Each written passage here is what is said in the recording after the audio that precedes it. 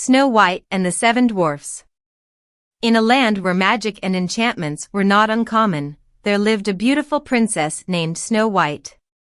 She had skin as white as snow, lips as red as roses, and hair as black as ebony.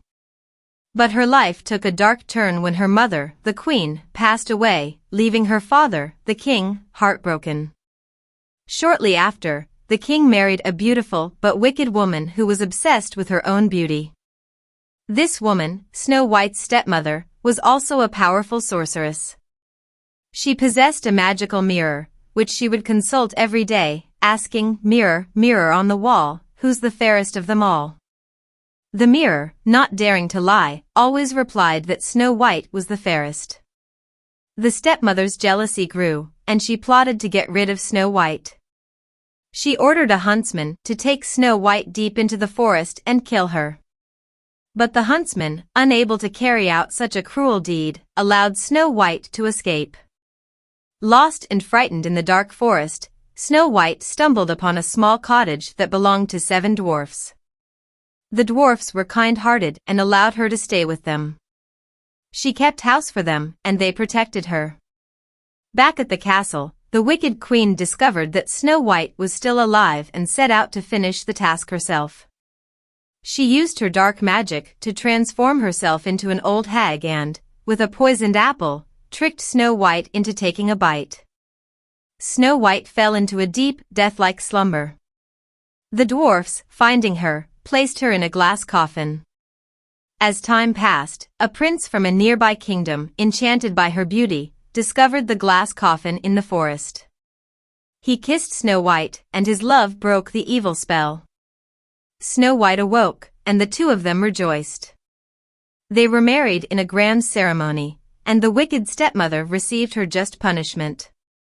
Snow White and the prince ruled their kingdom with kindness and wisdom, and they lived happily ever after. Beauty and the Beast. In a land where the past and present blended seamlessly, there lived a kind and intelligent young woman named Belle. She was known for her beauty, but what truly set her apart was her love for books and her inquisitive nature. Belle lived in a small village with her father, Maurice, who was an inventor. One day, Maurice set off on a journey to a nearby town to showcase his inventions.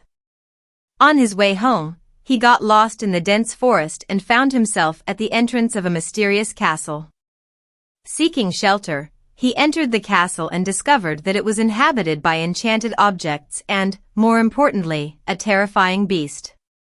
The beast, originally a handsome prince, had been cursed by an enchantress for his arrogance and selfishness. She transformed him into a monstrous creature and the castle's inhabitants into household items. The enchantress's curse could only be broken if the beast could learn to love and be loved in return. Maurice's intrusion angered the beast, who locked him away in a dungeon. Belle, worried about her father, set out to find him. She followed his trail into the forest and arrived at the castle. Belle offered to take her father's place as the beast's prisoner to secure his release. The beast agreed to the exchange, and Maurice was allowed to return home.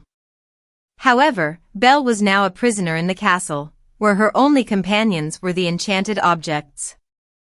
Over time, Belle and the beast formed an unlikely friendship. He gradually revealed his kinder side, and she saw the loneliness he felt. They read books, talked, and shared stories. Belle soon realized that there was more to the beast than his frightening exterior.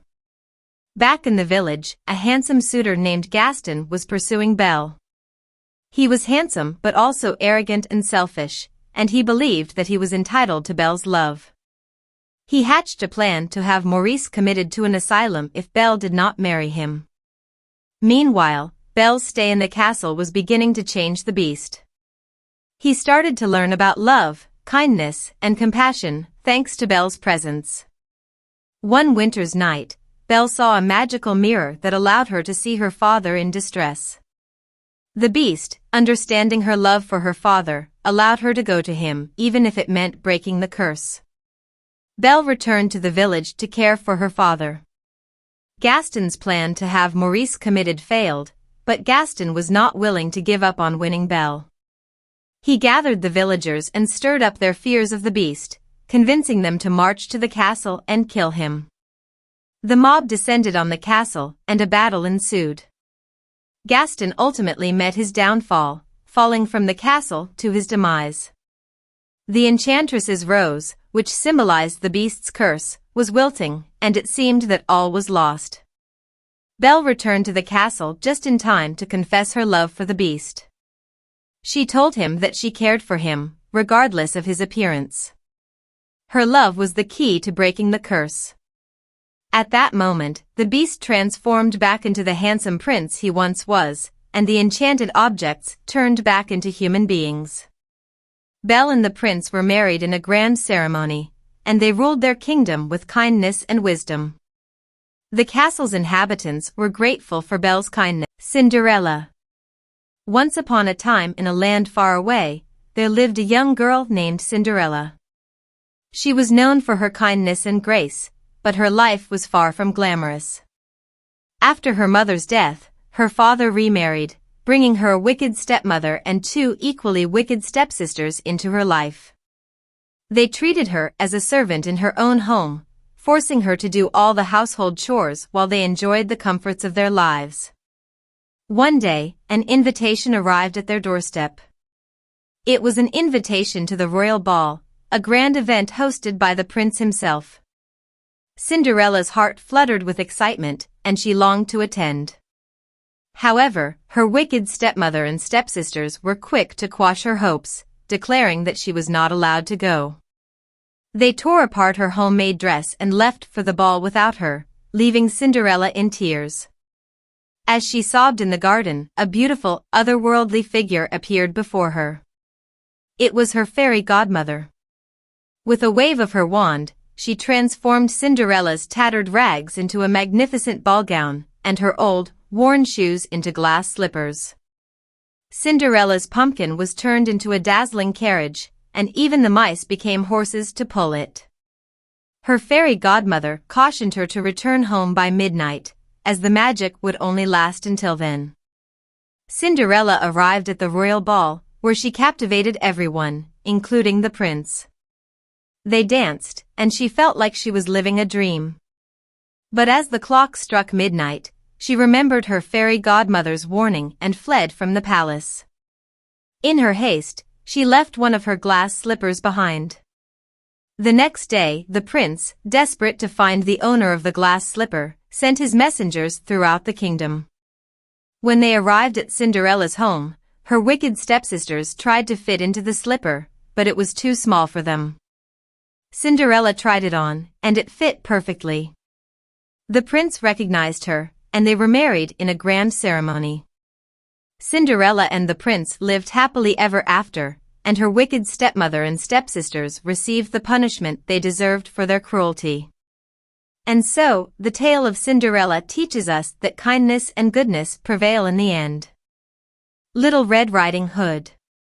In a small village nestled near the edge of a dense forest, there lived a sweet little girl known to everyone as Little Red Riding Hood. She earned this name because she always wore a vibrant red hood given to her by her grandmother. One day, Little Red Riding Hood's mother asked her to deliver some food and a special gift to her sick grandmother, who lived in a little cottage deep within the dark and mysterious forest. Her mother, worried about her safety, gave her strict instructions to stay on the path and not to speak to strangers. Little Red Riding Hood promised to obey her mother's warnings and set off on her journey, holding a basket of freshly baked goodies and her grandmother's gift. She followed the familiar path into the woods, the early morning sun dappling the path with light. As she ventured deeper into the forest, she became aware that she was not alone. A sly wolf with gleaming eyes approached her and inquired about her destination. Little Red Riding Hood, a curious and talkative girl, innocently revealed her plans to visit her grandmother. The wolf, with wicked intentions, decided to trick Little Red Riding Hood and reach her grandmother's house first.